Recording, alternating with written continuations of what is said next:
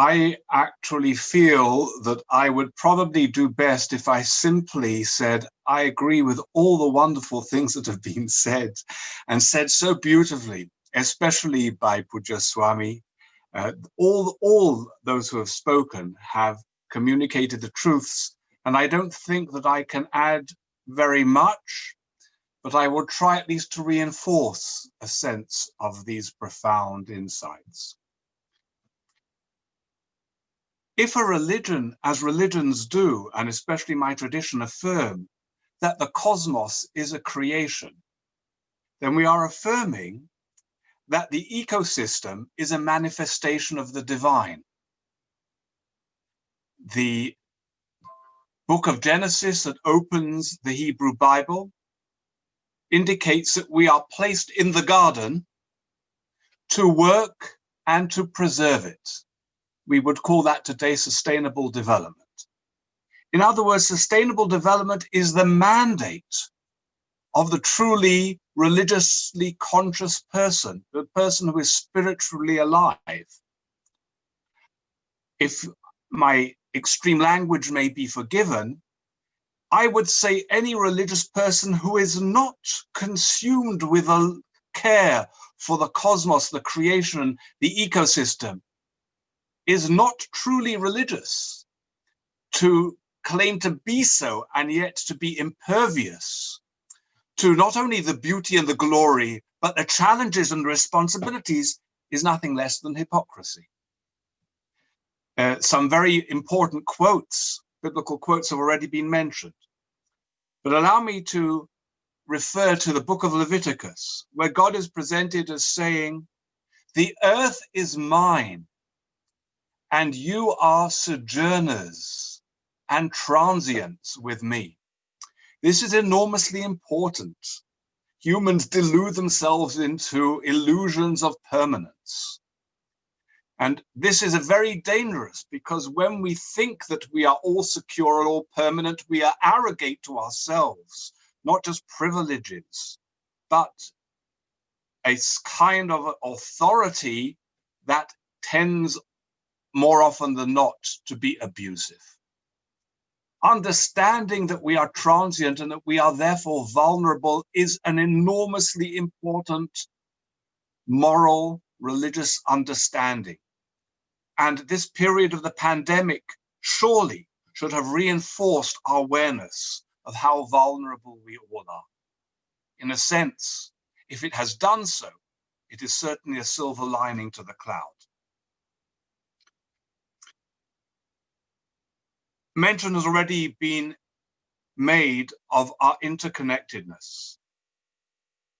I would say, and indeed, Swamiji has referred to the central value of love. According to our sages of the Talmud, the most important teaching in the Bible is love your neighbor as yourself.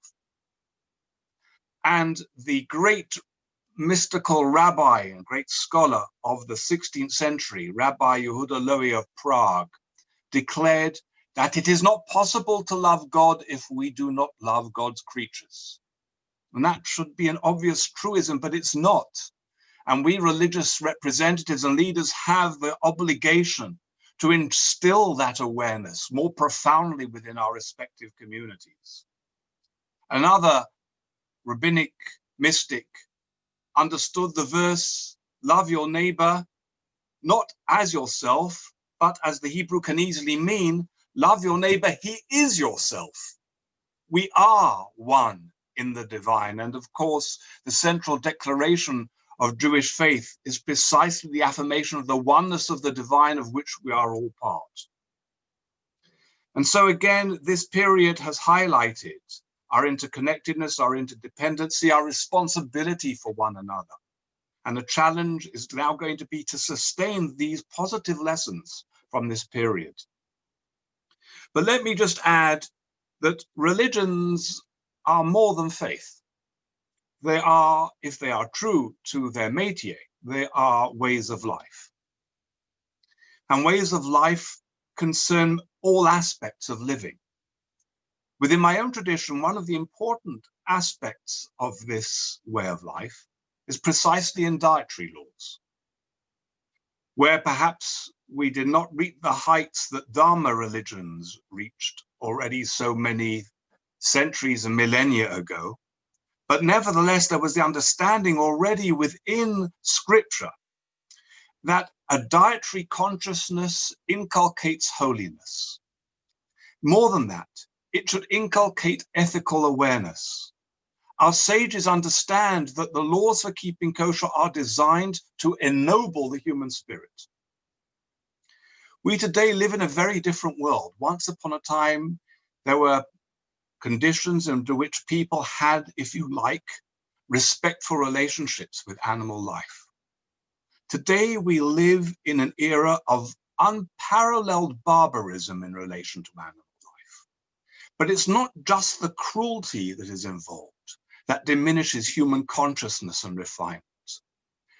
The consequences of this cruelty reverberate upon us, not only ethically, but practically. Indeed, the vast majority of pandemics that we have experienced in recent times, includes the present one, seem to appear to be zoonotic. And whether it's bird flu or swine flu or whatever the flus are, they are coming in no small part through our lack of respect for the identity and the integrity of animal life, the manipulation that blurs the border and allows all kinds of infections to spread. Much of it is the product of crass Western developed greed that consumes billions of animals, confines them in spaces which are breeding grounds for viruses, and of course have to be fed these animals masses of antibiotics pumped into them, which then lead to resistance and the production of superbugs that threaten human society.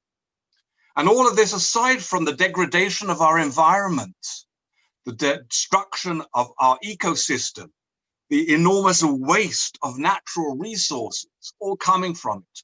All of this is incompatible with a way of life that demands that we live in ethical consciousness and responsibility with sentient beings and with our world at large.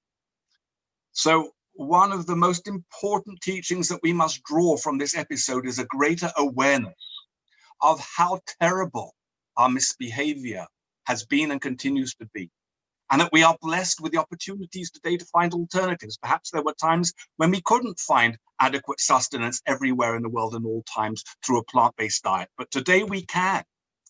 As Swamiji mentioned, there is enough to be able to provide for all. In fact, if we really adopted truly a plant-based diet, we would have the resources to feed all the hungry in our world. And therefore not to do so is in fact an affront against our fellow human beings, aside from its ramifications for the natural world, for sentient beings, and for our ecosystem as a whole. So this, I think, is the most important practical behavior message that we need to be able to take away from this period. And we need to say to governments and to authorities to try to withstand the pressures of business, multinational, and the agro-food industry in terms of the livestock industry.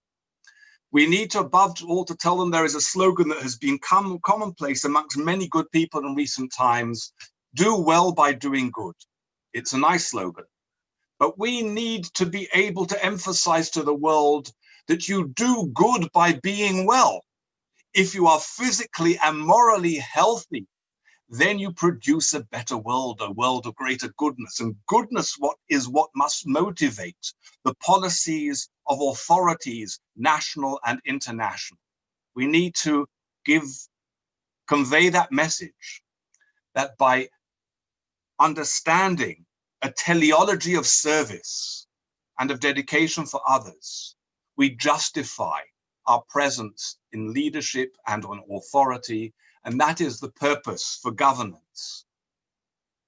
These are not new lessons, these are old lessons, but we live in a period of where we have to renew these for the sustenance, for the preservation, for the future, and for the flourishing of our planet and of all life on it. Thank you, and God bless you all.